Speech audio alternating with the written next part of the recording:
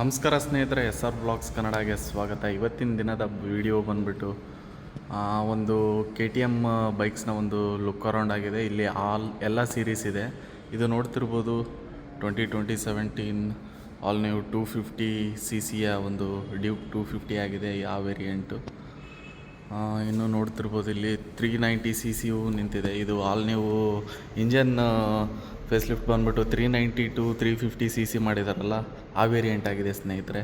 ಇದರಲ್ಲಿ power and torque ಕಡಿಮೆ ಆಗುತ್ತೆ.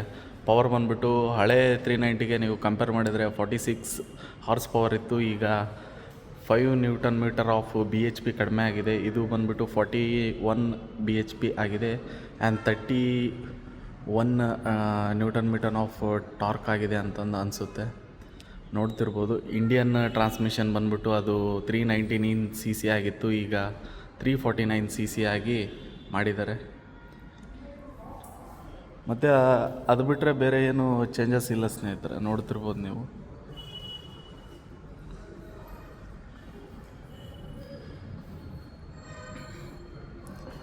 ಇದಕ್ಕೆಲ್ಲ ಟೈರ್ ಬಂದುಬಿಟ್ಟು ಅಪೋಲೋ ಆಲ್ಫಾ H1 ಬರುತ್ತೆ 150 ಬಾರ್.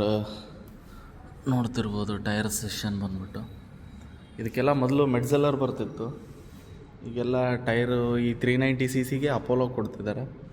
ಅದೇ ನೀವು ಇಲ್ಲಿ ಡ್ಯೂಕ್ 160 ನೋಡ್ತಿರ್ಬೋದು.